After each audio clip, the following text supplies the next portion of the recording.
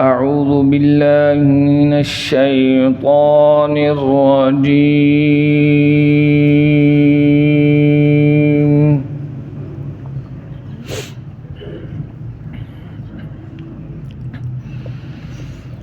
بسم الله الرحمن الرحيم.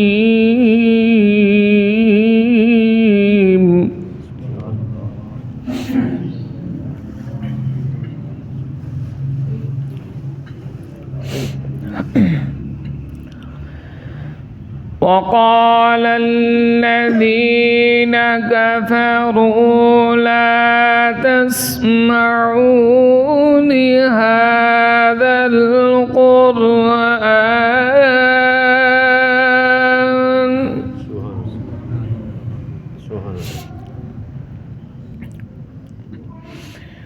والغوا فيه لعلكم تغلبون.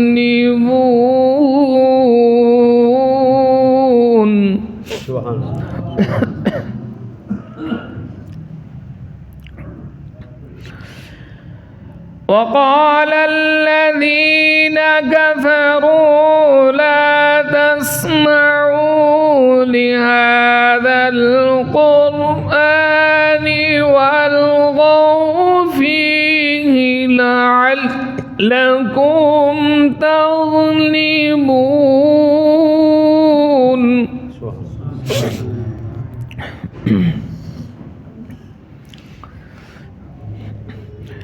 فلنذيقن الذين كفروا عذابا شديدا ولنجزينهم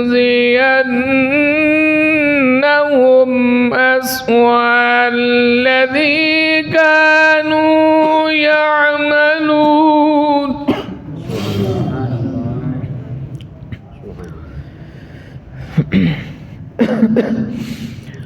ذلك جزاء أعداء الله النار. ذلك جزاء أعداء الله النار لهم فيها خالدون.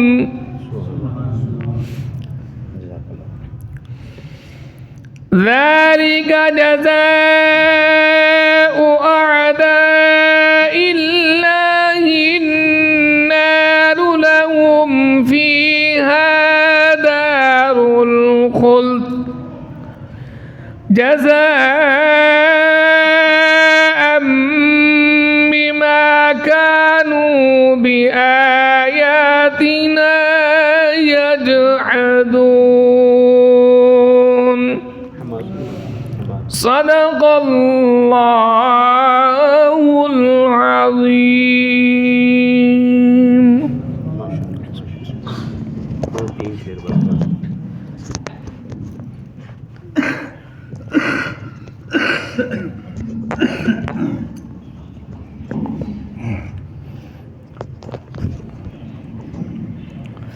सल्लल्लाहु अलैका या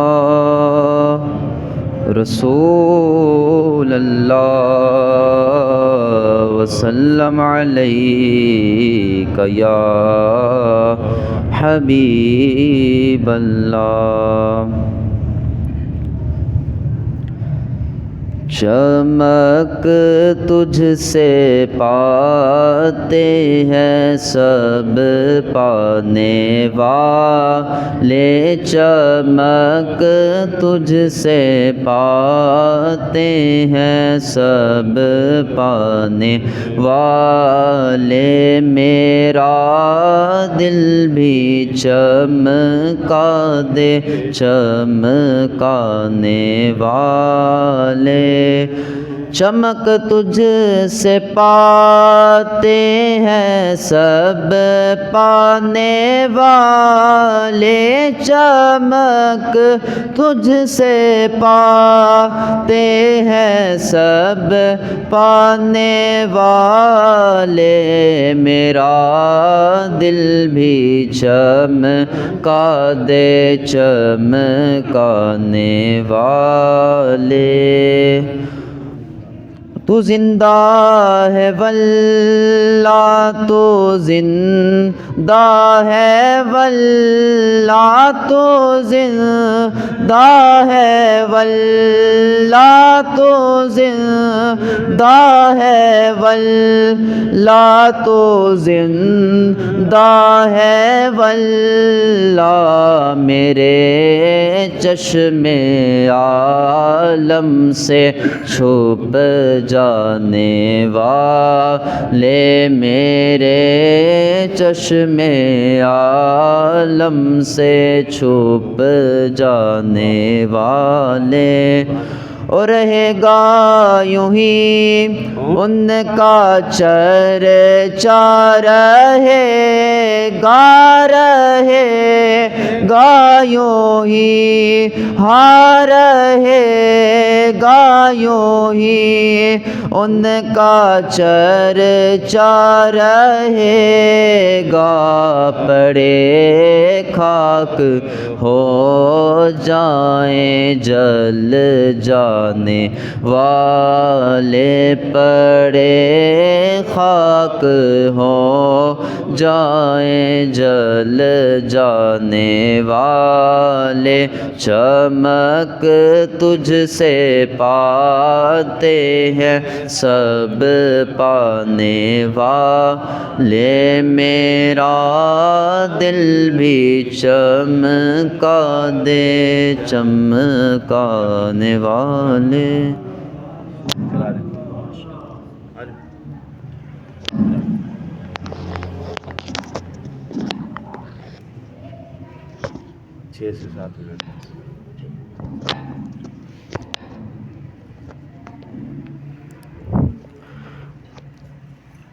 نحمده ونصلي ونسلم على رسوله الكريم، أما بعد، فأعوذ بالله من الشيطان الرجيم، بسم الله الرحمن الرحيم. Starting in the name of Allah, who is the most beneficent and the merciful, who is the glorious creator of all the universe, everything within it and out of it. Gentlemen, as we all know, we are experiencing the blissful month of Ramadan al-Mubarak, the month that has been associated with the blessings of Allah subhanahu wa ta'ala, that is considered the most blissful month, with the most blessings of Allah subhanahu wa ta'ala throughout the year. We know this year, this month has been associated with these blessings. But when we ask Qur'an Majid Furqan Habib, that what is the importance, why this importance of this specific month, then we find out Allah subhanahu wa ta'ala's Qur'an says, شهر رمضان الذي أنزل فيه القرآن, that in this month, the month of Ramadan, the Qur'an, the guidance of humanity, the course of actions of the humankind was changed in this month. The completion of the course that was given by Allah subhanahu wa ta'ala to the humankind, the course of actions, the total code of conduct of our lives, that how should we spend our lives, how the course of humanity will be, the proper completion of the guidance of the Creator has been given to the humankind in this month. This is the most crucial point why Ramadan al-Mubarak is important. Despite its significance in the deeds, in this month, the deeds that we do, the good deeds are multiplied. The action, the reward of these deeds is multiplied. This month's blessings, about the importance, why this month is important. These blessings make this month important. Each and every moment in this month, each and every deed we do has a greater reward as compared to other months. So we should consider, there are many examples, like the farz, the salah that we pray in normal days, as compared to, is the reward of that salah is multiplied by 70 times in this month, specific month of Ramadan. There are many examples that the Nawafil has the reward of Faraiz as compared to the simple months in this month.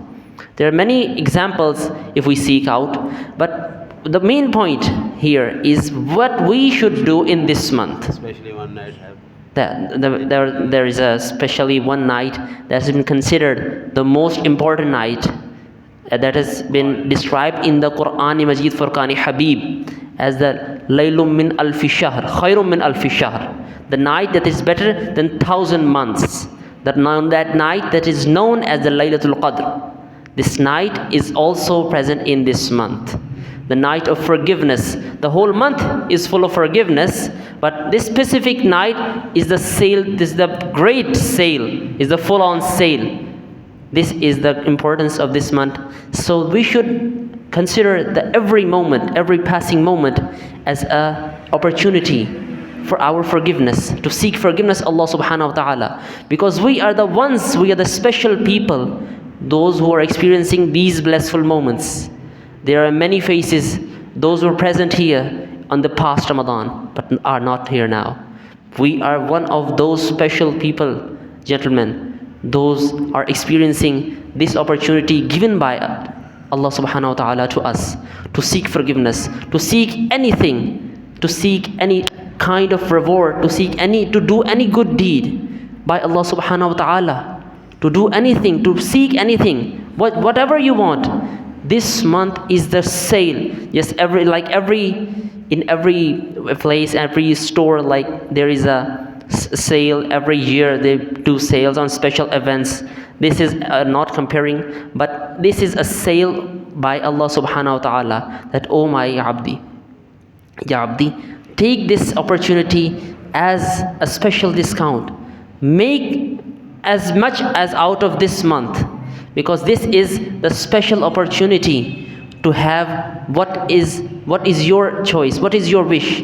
You want dunya, you will be given that. You will want forgiveness, you will be given. You want Jannah, you will be given that. The only key is the sincerity, is the good deeds with sincere heart. Allah subhanahu wa ta'ala required these things. So gentlemen, the lesson of today is only each and every moment passing is an opportunity to have forgiveness, to have rewards from Allah subhanahu wa ta'ala, and don't miss out these opportunities, because we are the special ones. Jazakallah. माशाअल्लाह. इसको आगे कर दो. नहमदुहु व नसल्ली व नसल्लिमु अला रसूलिहिल करीम. अम्मा बाद फ़अऊज़ु बिल्लाहि मिनश शैतानिर रजीम. बिस्मिल्लाहिर रहमानिर रहीम. अल्हम्दुलिल्लाह. तिलावत कलाम पाक और हुज़ूर सरवर दो आलम सल्लल्लाहु अलैहि वसल्लम की बारगाह मुक़द्दिसा में हदिया अक़ीदत के बाद अभी मोहतरम मोहम्मद दानियाल कमर भाई बयान कर रहे थे, और बड़ी खूबसूरत अंदाज़ में उन्होंने रमज़ान मुबारक की बरकतें, साअतें और रहमतों के बारे में ज़िक्र किया. आज हम उसी का ज़िक्र करते हुए इस प्रोग्राम को हम अपने अख्तिताम की तरफ लेके जाएंगे कि हमने आज तरावी में सूरतुर राद से तिलावत कलाम पाक का आगाज़ किया है. अल्लाह वहदहू ला शरीक ने जो सबसे पहले हमने आज मज़मून पढ़ा है, अगर कुरान के ज़रिए पहाड़ चलते, ज़मीन शिगाफ़ा होती और मुर्दे बातें करते, तब भी ईमान ना लाते. ये काफिर जितने भी हैं ये ईमान लाने वाले नहीं थे. ये तो आखिरी उम्मत के आखिरी रसूल पर नाजिल होने वाला अरबी ज़ुबान वाला कलाम है. जो तौरात के सही मोमिन हैं वो कुरान पर भी ईमान लाएंगे, और काफिरों के इनकार के बायस उनके घरों या आपस के इलाकों पर नहुसत और मुसीबत भी जो है नाजिल नहीं होगी, लेकिन काफिरों पर जो होगी, काफिरों के इनकार के बायस उनके ऊपर नहुसतें नाजिल होंगी, उनके ऊपर बलाएँ नाजिल होंगी. और मेरे आका नबी अकरम सल्लल्लाहु अलैहि वसल्लम के बारे में इरशाद फरमाया गया, आका जी अलैहिस्सलातु वस्सलाम को पहले रसूल तो नहीं है. आका जी से पहले भी जितने भी अंबिया कराम अलैहिस्सलाम तशरीफ़ लाए हैं, काफिरों ने इतराज़ किया ना, जी देखो ये कैसा रसूल है, ये हमारी तरह खाता है, इसके बीवी बच्चे, इसका सारा कुछ है. तो अल्लाह ने इरशाद फरमाया, वो अल्लाह के बंदे, क्या ये पहला नबी है या पहला रसूल है? और ये तो आखिरी रसूल है. मैंने जितने भी रसूल भेजे सारे बीवियों वाले थे, सारे बच्चों वाले थे, इल्ला माशाअल्लाह जिसमें ईसा अलैहिस्सलाम है, उन्होंने शादी नहीं फरमाई, बाकी तो सारे बीवी बच्चों वाले थे. अल्लाह वहदहू ला शरीक इरशाद फरमाता है कि अगर तुमने इसकी सदाकत देखनी है ना इस्लाम की, तो इस वक्त रूए ज़मीन में सबसे तेज़ी से फैलने वाला مذہب کون سا ہے؟ اسلام. اس کے علاوہ اور کوئی دنیا میں ایسا اتنی تیزی سے نہیں پھیل رہا. باقی سارے سکڑ ہیں. ہندوازم سکڑ ہے، عیسائیت سکڑ رہی، یہودیت سکڑ رہی، باقی جتنے بھی ہیں وہ مذاہب سکڑ ہیں. صرف ایک اسلام ہے جو پھیل رہا. پھر ہم نے سورہ ابراہیم کی تلاوت کا آغاز کیا، اور اللہ وحدہ لا شریک نے جو ابتدا فرمائے قرآن اور رسالت موسوی دونوں اپنے ماننے والوں کو اندھیروں سے نور کی طرف لے جانے والے ہیں. اور ہر نبی اپنی قوم کی زبان میں تبلیغ کرتا ہے، ایام اللہ کو یاد کیا کرو. ٹھیک ہے نا جی. ہر نبی جو بھی آئیں وہ اپنی اپنی زبان میں اپنی اپنی قوم کی زبان میں اپنا اللہ کا پیغام لے کے آئیں. پھر ایام اللہ کو یاد کیا کرو. اچھا جی، ایام اللہ کون سے ہیں؟ اللہ کے دن کون سے ہیں؟ ہاں جی، اللہ کے دن وہ ہیں جس دن اللہ تعالیٰ نے امتوں پر نبیوں کی وجہ سے انعام فرمائے ہیں، یا پھر ان کے دشمنوں کے اوپر، نبیوں کے دشمنوں کے اوپر عذاب نازل کیے ہیں. یہ ایام اللہ ہیں. یعنی فرعون سے جو نجات کا دن ہے یہ یاد کرنے کا دن ہے، اس کو یاد کیا کرو. ہاں جی، نجات کا دن. اور لڑکوں کو وہ ذبح کر دیتے تھے، لڑکیوں کو زندہ چھوڑ دیتے تھے، اس سے نجات ملی، اس کو یاد کرنا چاہیے. ایام یاد کر کے اللہ کا شکر ادا کرو، تمہیں اور زیادہ ملے. آج جب ہم کہتے ہیں نا کہ اللہ کے بندے، یہ قرآن کہتا ہے کہ اللہ کے دن وہ ہیں جس دن تمہارے اوپر کوئی نعمت ہوئی ہو، جس دن تم کسی مصیبت سے نجات پائے ہو، وہ تمہارے اوپر اللہ کا انعام والا دن ہے، اس کو یاد کیا کرو. جب ہم کہتے ہیں ہمارے اوپر سب سے بڑا انعام اللہ تعالیٰ نے اپنے حبیب کریم علیہ السلام کی صورت میں کیا ہے، خدا کی قسم ایمان سے بتائیے گا ذرا انسانیت کے چہرہ میرے مصطفیٰ کے آنے سے پہلے کیا تھا؟ ایمان سے بتائیے گا. حضرت مسلک کی جنگ کو چھوڑ کر آپ چھوڑ دیں اس بات کو کہ میں کون ہوں، میں کس مسلک سے تعلق رکھتا ہوں. صرف اتنا دیکھیے، حضور سرور دو عالم صلی اللہ علیہ وسلم کے زمانہ اقدس کے اندر آقا جی کی آمد سے پہلے عورتوں کو ساتھ کیا سلوک کیا جاتا ہے. آج جتنے بھی یہ عورتوں کے حقوق کے چیمپئن ہیں نا، اللہ کی قسم یہ جھوٹ بولتے ہیں، اللہ کی قسم یہ جھوٹ بولتے ہیں. عورتوں کے حقوق کا چیمپئن اگر کوئی ہے تو اسلام ہے. اگر کسی نے عورتوں کو حقوق دیا تو اسلام نے دیا ہے. عزت، ماں کی عزت کس معاشرے کے اندر؟ بیٹی کی عزت، بیوی کی عزت، بہن کی عزت. اور یار خدا کی قسم یار، ہمارے نوجوان جتنے مرضی بدتمیز ہو جائیں لیکن آج بھی کسی لڑکی کو دیکھتے نگاہیں نیچی کر لیتے. ہم شیطانوں کی بات نہیں کرتے. میرا نوجوان آج بھی شرم و حیا والا ہے. یہ نوجوانوں کی نگاہوں میں شرم کس نے ڈال دی؟ یہ اسلام نے ڈال دی ہے، یہ حضور نے ڈال دی ہے. آج بھی ہم کسی کو تکلیف کے اندر نہیں دیکھتے. یہ ہمارے اندر احساس کس نے ڈالا؟ یہ اسلام نے ڈالا ہے. یہ حضور سرور دو عالم صلی اللہ علیہ وسلم کے صدقے میں ہمیں احساس ملا ہے. حضرت ہم تو غیروں کا بھی احساس کرنے والے. ہم تو کسی کو، یہ سارا کا سارا جتنا ملا ہے کس کے صدقے ملا ہے؟ مصطفیٰ کے صدقے ملا. تو جب حضور کے صدقے ہمیں یہ سارا کچھ ملا ہے تو کیا ہم حضور کا شکریہ ادا نہ کریں؟ اور ادا کرنے پر اب تجھے دلیل کی ضرورت ہے اس وقت. میرا رب کہہ رہا ہے اوے اللہ کے دنوں کو یاد کرو، اللہ کے دنوں کو یاد کرو جس دن انعام ملے، جس دن مصیبت سے چھٹکارا ملے، جس دن تمہیں کوئی خاص چیز مل جائے اس دن یاد کیا کرو. ابھی بھی پتہ نہیں ان لوگوں کو یہ قرآن کے حصے کیوں نہیں نظر آتے. الحمدللہ اہل سنت و جماعت ہے جو قرآن کے مکمل قرآن کے اوپر الحمدللہ عمل کر رہے ہیں. پھر اللہ وحدہ لا شریک نے ارشاد فرمایا یاد کرو، یاد رکھو، اس روئے زمین پر کوئی کائنات کا ایک ذرہ بھی اللہ کا شکریہ ادا نہیں کرے گا تو رب کعبہ کی قسم اس کو ایک ذرے کا فرق نہیں پڑتا. کوئی شکریہ ادا نہ کرے رب کا تو اس کی ربوبیت میں کیا فرق پڑے گا؟ وہ رب شانوں والا ہے، وہ عظمتوں والا ہے، وہ مالک ہے. اذا اراد شیئا ان یقول له کن فیکون، وہ جب ارادہ کرتا ہے تو پھر ہو جاتا ہے. اللہ تعالیٰ نے قوم نوح، قوم عاد کو یاد کرنے کا حکم دیا. کرو نا یاد، اس ان کے قصے یاد کرو نا. کیوں برباد ہو گئے ہیں وہ قومیں؟ کدھر گئی وہ قومیں ساری؟ کتنی طاقتور قومیں، پہاڑوں کو چیر کے جو قوم، حضرت پہاڑوں کو چیر کے جو گھر بنا دے. ہم تو اتنی اینٹیں بنا کے گھر بناتے ہیں. جو قوم پہاڑوں کو چیر کے رکھ دے، آج بھی جاؤ نا آپ سعودیہ کے اندر جا کے دیکھ سکتے ہیں، ان کے اثرات آج باقی ہیں. اور جب ذرا ان کو جا کے جب کھنڈرات دیکھو گے یار، ہزاروں سال گزر گئے ان کے مکان نہیں ہلے، ابھی ویسے کے ویسے ہی کھڑے، اسی کی طرح اسے ہزاروں سال گزر گئے. ہمارا تو 100 سال مکان کو نہیں کھڑا ہوتا. وہ اتنی پاورفل قوم. اللہ کہتا ہے کدھر گئی قوم؟ ذرا دیکھو نا، یاد کرو نا اس قوم کو. پھر اللہ کہتا ہے یاد رکھو جن لوگوں نے مذاق اڑایا نا، یہ دراصل جو لوگ دین کا مذاق اڑاتے ہیں نا جی، مولویوں کا مذاق اڑاتے ہیں، اللہ کی قسم مولوی کا مذاق نہیں اڑاتے، یہ معاذ اللہ رسول اللہ کا مذاق اڑاتے ہیں، یہ دین اسلام کا مذاق اڑاتے ہیں. ان لوگوں کو پتہ ہی کوئی نہیں ہے کہ یہ جو ہے بدبخت لوگ کتنے بڑے جرم کا جو ہے وہ یہ ارتکاب کر رہے ہیں۔ اللہ تعالیٰ اپنے حبیب کے دین کو کل قیامت کے دن تک سر بلند رکھے گا اور وہی غالب ہوگا۔ حضرت جتنا مرضی برا کہہ لے، الحمدللہ حضور کے صدقے آج بھی ہمارے پاس مشن حضور کا ہی ہے۔ ہمارے پاس جو کچھ ہے مصطفیٰ کا ہی ہے، جو کچھ ہے اللہ رسول کا ہی ہے، ہمارا اپنا ذاتی کچھ نہیں، نہ ہم نے گھر لے کے جانا ہے۔ اللہ اور اس کے رسول کا پیغام ہے جو پہنچاتے ہیں، اور انشاءاللہ ہم قیامت تک پہنچاتے رہیں گے۔ پھر اللہ تعالیٰ نے شیطانیت کا اس میں ذکر فرمایا کہ دنیا میں شیطانی اعمال کرنے والے قیامت کے دن شیطان کو ہی ذمہ دار ٹھہرائیں گے۔ کل قیامت والے دن یہ جتنے بھی شیطانی شتونگڑے ہیں نا جی، ان کا اور شیطان کا آپس میں مناظرہ ہو جائے گا۔ آج کل دنیا بڑی مناظرے کرتی پھر رہی ہے نا جی، کر لو میرے نام مناظرہ، لے آؤ میرے نام، انج ہو جاؤ۔ کل قیامت والے دن اللہ دونوں آمنے سامنے کرا دے گا۔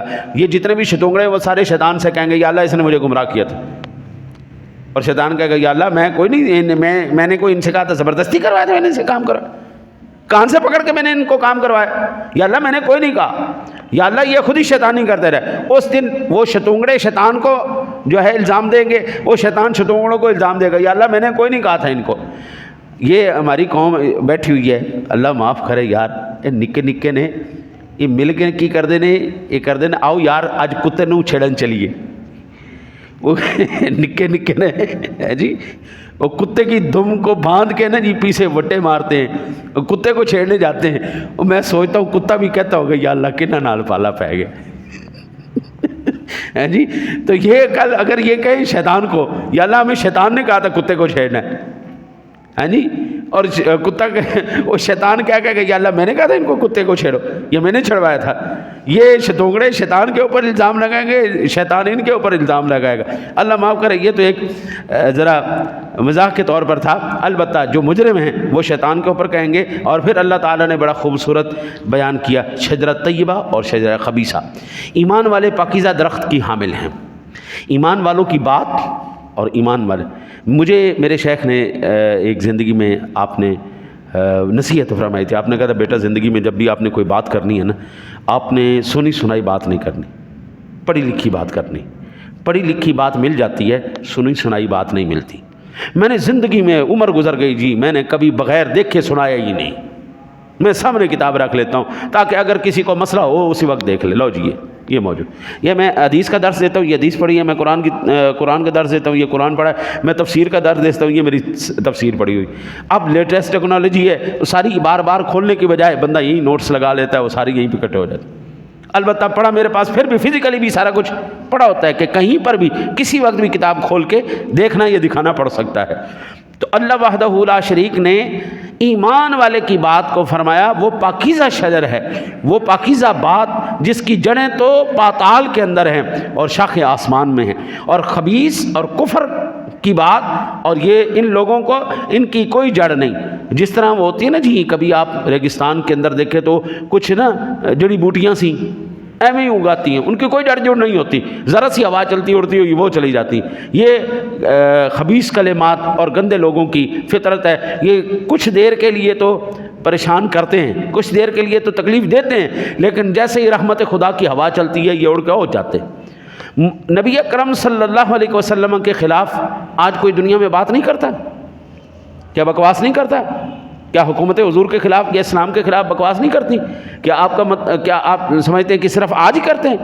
حضور سرور دو عالم صلی اللہ علیہ وسلم کی آمد سے لے کر آج تک 1446 سال گزر چکے ہیں، تمام عالم کفر متحد ہو کر کے اسلام کو اور مسلمانوں کو مٹانے کے چکروں میں ہے اور کوششیں کر رہا ہے، لیکن اللہ تعالیٰ 14 صدیوں سے اپنے محبوب کے دین کی حفاظت فرما رہا ہے۔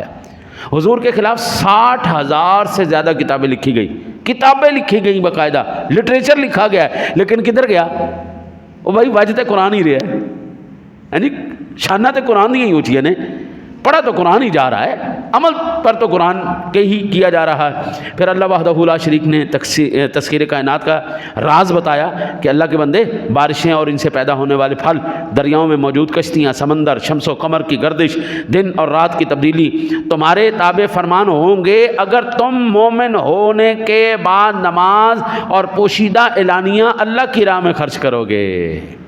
آپ چاہتے ہیں پوری دنیا آپ کی نوکر ہو جائے، آپ چاہتے ہیں دنیا آپ کی غلام ہو جائے تو مصطفیٰ کے غلام ہو جاؤ. ساری دنیا حضرت اللہ سے ڈر کے. میں بھی آپ کی طرح ہی ہوں، انسان ہوں، لیکن میں مصلی پہ آپ پیچھے کیوں؟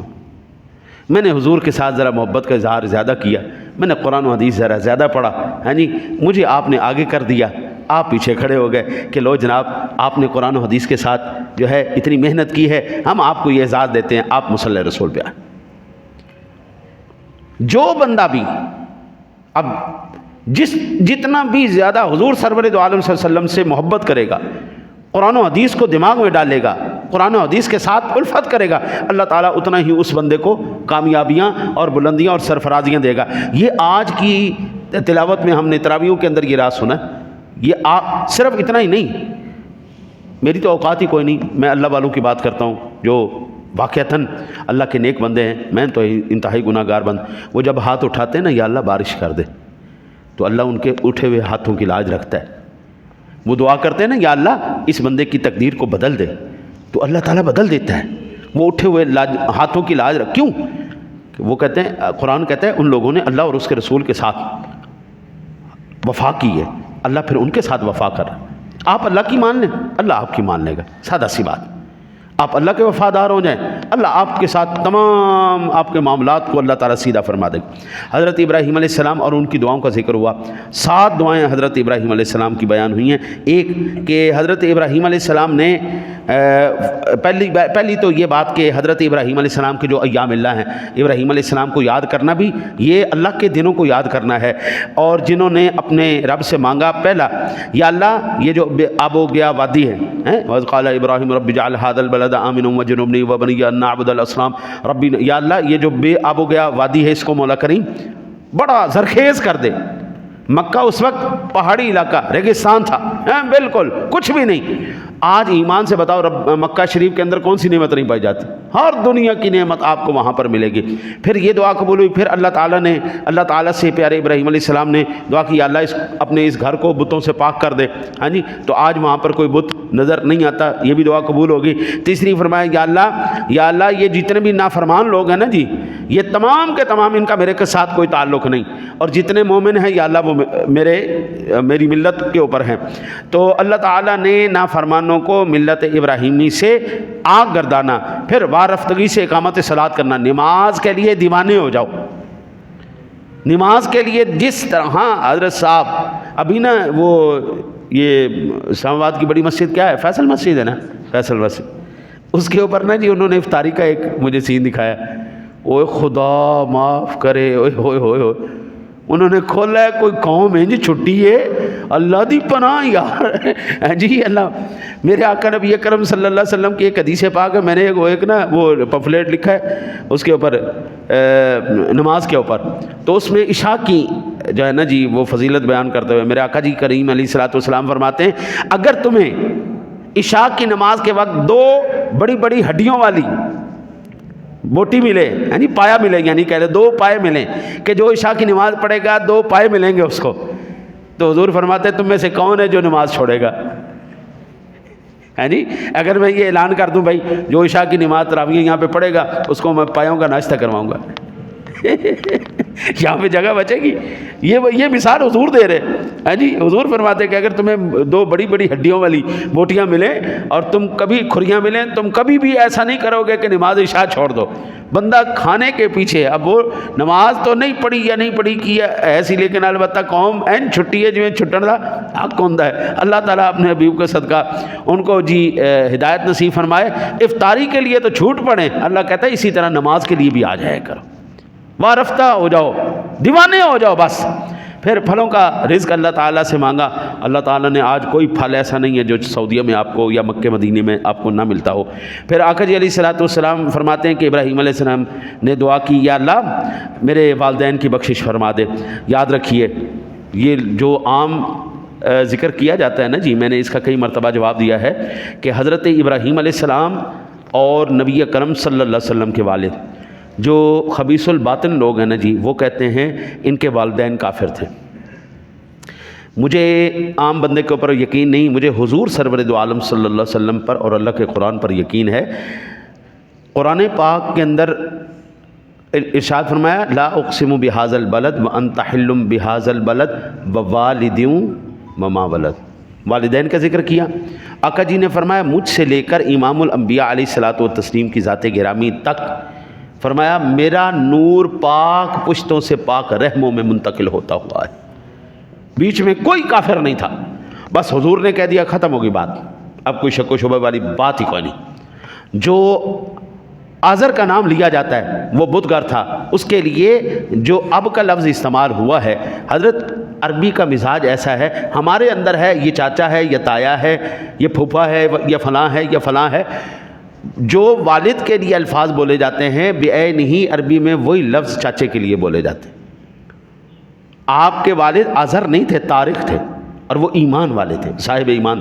ابراہیم علیہ السلام کے بھی دیکھیں نا جی، اگر یہ بات ٹھیک نہ ہو تو پھر ہم جو نماز کے اندر پڑھتے ہیں اللہم صلی علی محمد وعلی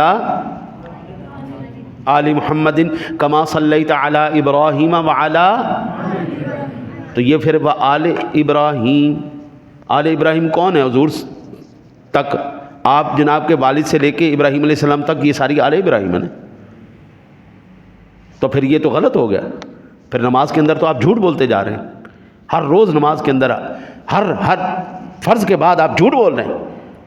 اے اللہ درود بھیج، تو جو کافروں کے اوپر درود کی دعا کرے وہ تو خود کافر ہو جاتا ہے، جو کافر کے لیے مغفرت کی دعا کرے وہ خود کافر ہے۔ کیوں؟ وہ جو ایک تیرے رب کا باغی ہے، ایک رب کا حدود توڑنے والا ہے، ماننے والا ہی نہیں ہے، رب کا منکر ہے، تو اس کے لیے کہہ رہا ہے یا اللہ اس کے اوپر رحمت نازل فرما، نہیں، اس کی کوئی بخشش نہیں، وہ مردود ہے، وہ جلے گا جہنم کے اندر، غیر المغضوب علیہم ولا الضالین، وہ سارے گمراہ ہیں۔ ہاں جی، صرف اور صرف رحمت کی دعا، برکت کی دعا، درود کی دعا، یہ صرف ایمان والوں کے لیے۔ ہماری نمازی اس بات پر شاہد ہے کہ میرا نبی بھی، آپ جناب کے والدین، آپ کے آبا آدم علیہ السلام تک، میرے آقا جی کی نسل پاک میں ایک بندہ بھی ایسا نہیں تھا جو کافر تھا۔ اعلیٰ حضرت کہتے ہیں تیری نسل پاک میں ہے بچہ بچہ نور کا، تو ہے عین نور، تیرا سب گھرانہ نور کا۔ آقا جی کا سارا، ایک عقلی مثال بھی میں آپ کو دے دوں، یہ دودھی ہے نا جی میرے ساتھ، میں مسجد کا لوٹا اٹھا کے لے جاؤں نا اس کے پاس اور اسے کہوں یار تھوڑا سا اس میں دودھ ڈال دے، تو میرا دودھی کم از کم اتنا کہے کہ مولوی صاحب ٹھیک ہے تسی بڑے قابل احترام ہو لیکن کوئی عقل نو ہاتھ مارو، پر لوٹے چ دودھ بھی پائی ہے، عقل نو ہاتھ مارو، کوئی صحیح برتن لے کے آؤ، گلاس لے آؤ، کوئی اور چیز لے آؤ، تسی کہ لوٹا چک کے لے آؤ، اور لیٹرین دا لوٹا لے آئے ہو۔ حضرت لیٹرین کا لوٹا میرا پاک ہے، مشرک میرے لیٹرین کے لوٹے سے بھی پلیت ہے، تو کیا معاذ اللہ مشرک کے بطن میں میرے مصطفیٰ کے نور کو رکھا ہے رب نے؟ بڑے تعجب، میرے دودھی کے اندر اتنی عقل ہے، میرے محلے کے دودھی میں اتنی عقل ہے کہ اللہ کا دودھ وہ اللہ کا نور کہتا ہے، وہ لوٹے میں نہیں ڈالتے، تو جو واقعتاً خدا کا نور ہے، جس کو قد جاءکم من اللہ نور خدا کہہ رہا ہے، اس نے کافر کے بطن میں رکھ دیا ہے، کل عقل نو ہاتھ مارو۔ لہٰذا پھر ابراہیم علیہ السلام کی ان دعاؤں کا ذکر کیا، معاشر کا وہاں پر ذکر کیا گیا۔ 14ویں سپارے کے اندر ہم نے سورہ حجر کی ابتدا کی اور اللہ تعالیٰ نے 2 خواہشوں کا ذکر کیا۔ ایک خواہش کے پہلی دنیاوی، دنیا میں ان کی خواہش یہی رہی کہ فرشتے ہمارے پاس کیوں نہیں آتے، یہ کافروں کی، اور اللہ تعالیٰ نے بیان کر دیا تمہاری اگر یہ خواہش پوری کر دی جائے نا تو یاد رکھو پھر فرشتے صرف میں عذاب کے لیے ہی بھیجتا ہوں، بھیجو فرشتے، بھئی ہمیں فرشتے نظر کیوں نہیں آتے اگر اترتے ہیں نازل ہوتے ہیں تو، ہے جی۔ آج نا جی بڑے تعجب کی بات ہے، لوگ کہتے ہیں جی، ہم جب کہتے ہیں نا تو زندہ ہے واللہ، تو زندہ ہے واللہ میرے چشم عالم سے چھپ جانے والے، ہم کہتے ہیں نا ہمارا نبی زندہ ہے تو کہتے ہیں لو جی اگر زندہ ہے تو نظر کیوں نہیں آتے، اے فرشتے تواڈے کول بیٹھے نے، اتے جننے بندے بیٹھے ہو ڈبل کر لو، فرشتے یہ سارے تمہارے کندھوں پہ بیٹھے ہیں تو نظر آ رہے ہیں، زندہ ہیں یا نہیں ہیں؟ وہ تمہارے پاس جو چیز ہے وہ تمہیں نظر نہیں آ رہی، اور تم کہتے ہو ہمیں امام الانبیاء نظر آ جائیں، ہیں جی۔ وہ حضور سرور دو عالم صلی اللہ علیہ وسلم کا دیدار ہر ایک کو نہیں کروایا جاتا، یہ وہ چیزیں ہیں فرشتے دیکھ سکتے ہیں، جو اہل نظر ہیں وہ آج بھی دیکھتے ہیں، وہ آج بھی دیدار کرتے ہیں، ہاں جی۔ یہ تو زندہ ہے واللہ، تو زندہ ہے واللہ کیوں کہا؟ اعلیٰ حضرت نے دیدار کیا تو کہا نا، ہاں جی۔ اور وہ کہتے ہیں کہ تاجدار گولڑا فرماتے ہیں اس صورت نو میں جان آکھاں، جانان کے جانے جہاں آکھاں، سچ آکھاں تے میں رب دی شان آکھاں، جس شان تو شان نہ سب بڑی، ہاں جی۔ یعنی وہ دیکھ رہے تھے، ہاں پاکیزہ آنکھیں کر لو، سوچ کر لو، کان کر لو، عمل کر لو، پھر آپ کو یہ ساری چیزیں نظر آئیں گی۔ اور اگر نظر نہیں آ رہی کوئی چیز، اس کا یہ مطلب نہیں اس کا وجود نہیں۔ فرشتے نظر نہیں آتے، کس کو نظر آتے ہیں؟ آقا علیہ الصلوۃ والسلام نے فرمایا جب امام آمین کہتا ہے فرشتے بھی آمین کہتے ہیں، امام غیر المغضوب علیہم ولا الضالین کہتا ہے تو فرشتے آمین کہتے ہیں۔ امام جب سورہ فاتحہ شریف مکمل کرتا ہے فرشتے آمین کہتے ہیں۔ اب ایمان سے بتاؤ آج تک کس نے آمین سنی ہے فرشتوں کی؟ حضور تو کہہ رہے ہیں کہتے ہیں فرشتے، وہاں پہ فرشتے بھی موجود ہوتے ہیں۔ جب ہم قرآن پڑھتے ہیں ہمارے لبوں کے اوپر فرشتے اپنا منہ رکھتے ہیں، تمہارے لب کے ساتھ فرشتوں کا منہ مل رہا ہے اور تمہیں وہ پتہ نہیں چلتا، اور تم کہتے ہو امام الانبیاء کا بھی نظر آئے جی، اور یہ ایسی چیزیں نظر نہیں آئیں گی۔ دوسری بات اللہ تعالیٰ نے اخروی جو ہے نا ذکر کیا کہ اللہ تعالیٰ جب مومنین کو ایمان کی دولت عطا فرمائے گا اس وقت کافر کہیں گے تو تھوڑا جا ہمیں بھی دے دو یار، تھوڑا جا ہمیں بھی دے دو، تمنا کریں گے کاش ہم بھی ایمان والے ہوتے۔ حضرت اس وقت نہیں، ایمان معتبر اس دنیا کے اندر ہی ہے۔ اس دنیا میں جو بندہ آخری سانس تک اللہ اور اس کے رسول کا فرما بردار بن کے زندگی گزارے گا، اگلی زندگی اسی کی آسان ہے، بس جنت، برزخ، یہ تمام نعمتیں ایمان والوں کے لیے۔ پھر اللہ تعالیٰ نے اپنی توحید کے اوپر 3 بڑے مضبوط قسم کے دلائل بیان کیے۔ توحید کے اوپر سب سے بڑی دلیل کیا ہے؟ توحید کے اوپر جو قرآن نے بیان کی ہے وہ میں بعد میں عرض کرتا ہوں۔ آپ سے اگر پوچھے اللہ ایک ہے تو آپ کے پاس کیا دلیل ہے؟ آپ کو پریشان ہونے کی ضرورت نہیں، آپ کا وجود ہی سب سے بڑی دلیل ہے۔ اللہ تعالیٰ کی توحید پر آپ کا وجود ہی سب سے بڑی دلیل۔ اس وجود، یہ جتنے بھی یہاں پر بیٹھے ہوئے نا، اس کا ریپلیکا کوئی نہیں، اس کی فوٹو کاپی کوئی نہیں، اس کا دوسرا کوئی نہیں ہے۔ یہ تیرے رب کی سب سے بڑی وحدانیت اور توحید کی دلیل ہے کہ اللہ نے 8 ارب کے قریب یا تھوڑے سے زیادہ ہو گئے ہوں گے، 8 ارب کے قریب انسان بنایا، کوئی کسی کی کاپی نہیں بنائی۔ 8 ارب لوگوں کی سوچ علیحدہ، ان کی ذات علیحدہ، اندر کا جہان علیحدہ، وہ قدرت کے ایسے ایسے نظارے ہیں۔ حضرت بندہ ہم نے آسمانوں پر تو حضرت کمندے ڈال دیے ہیں لیکن اپنے اندر کو ابھی نہیں سمجھ پائے۔ یہ سب سے بڑا ایک وجود دلیل۔ دوسرا جو قرآن نے بیان کیا، قرآن کہتا ہے سب سے بڑی دلیل قرآن پاک ہے اللہ تعالیٰ کی توحید پر۔ اگر کسی کے اندر اتنی جرت ہے اس کا انکار کر سکتا ہے تو قرآن جیسی کوئی ایک اور کتاب لے ہے، پہلی دلیل۔ پھر اللہ کہتا ہے انہوں نے تسلیم نہیں کرنا، کوئی بات نہیں، اللہ کہتا ہے دوسری لو۔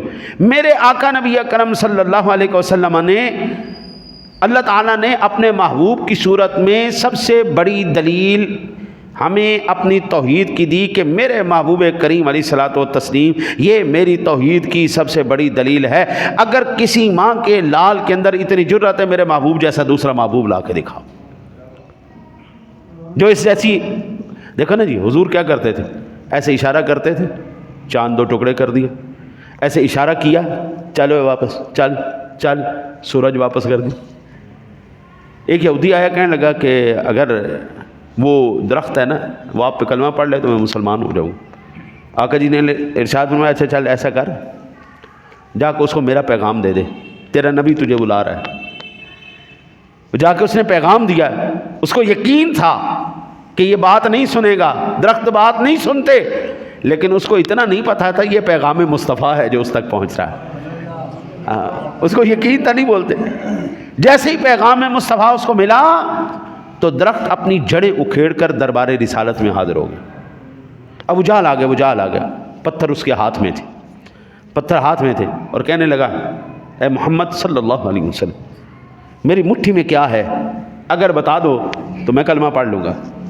آقا جی علیہ الصلوۃ والسلام نے ارشاد فرمایا میں بتاؤں تیری مٹھی میں کیا ہے یا تیری مٹھی میں جو ہے وہ بتائے میں کون ہوں؟ اس نے کہا یہ دوسری بات ٹھیک ہے، یہ دوسری بات ٹھیک ہے، جو میری مٹھی میں ہے وہ خود بول لے، کیونکہ اس کو یقین تھا میں نے پتھر رکھے ہوئے، کنکریاں رکھی ہوئی ہیں اور کنکر بولتے نہیں ہیں، لیکن اس کو اتنا نہیں پتا تھا نگاہ مصطفیٰ جس پر پڑ جائے پتھر بھی ہوں تو پھر بھی بول اٹھتے۔ حضور سرور دو عالم صلی اللہ علیہ وسلم نے فرمایا بولو بھائی کون ہوں میں؟ فوراً جناب کنکریوں میں سے آواز آنے لگی اشہد ان لا الہ الا اللہ واشہد ان محمد رسول اللہ۔ وہ جیسے ہی آواز آئی فوراً اس نے پھینک دی اور کہنے لگا تمہارا جادو تو میری مٹھی میں بھی چل گیا۔ اب یہاں پر ایک ہی نقطہ میں عرض کر کے یہیں پر آخری پھر میں یہ مظہر آپ کو عرض کر کے ختم کرتا ہوں۔ وہ پتھر جو تھے وہ کس کی مٹھی میں تھے؟ ابو جہل کی۔ ابو جہل کون تھا؟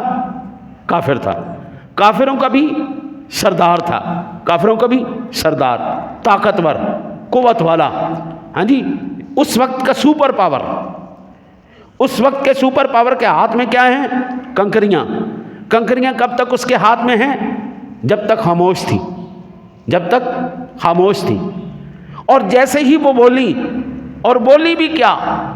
محمد عربی صلی اللہ علیہ وسلم کی رسالت کی گواہی بولی۔ جیسے ہی بولی فوراً کیا ہوا؟ آزاد ہو گئی۔ حضرت آج کی سپر پاور، آج کا ابو جہل مسلمانوں کو کنکریوں کی طرح اپنی مٹھی کے اندر بند کر کے بیٹھا ہوا ہے، اور وہ یہ سمجھتا ہے یہ میرے قبضے میں ہیں، میری قدرت میں ہیں، اور ہم اس وقت تک ان کی قید میں ہیں، ان کے قبضے اور قدرت کے اندر ہیں جب تک ہم خاموش ہیں۔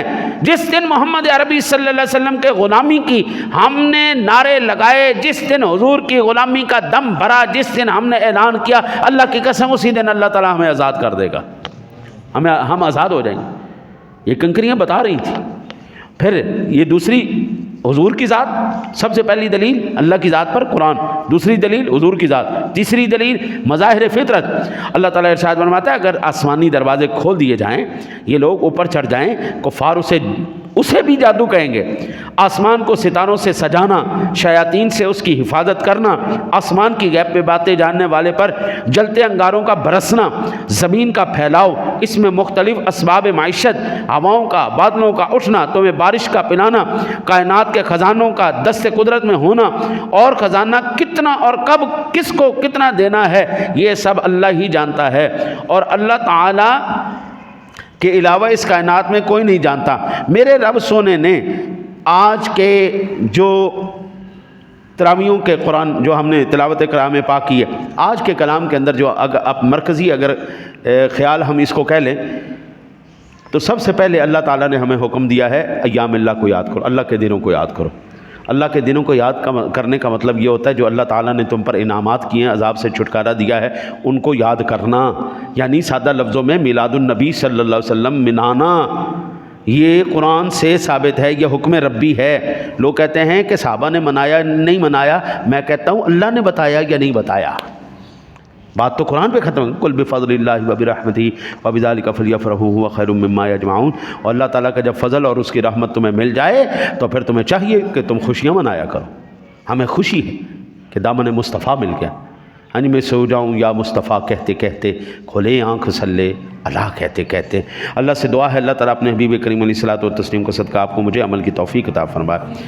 اعوذ باللہ من الشیطان الرجیم، بسم اللہ الرحمن الرحیم۔ قل یا ایہا الکافرون لا اعبد ما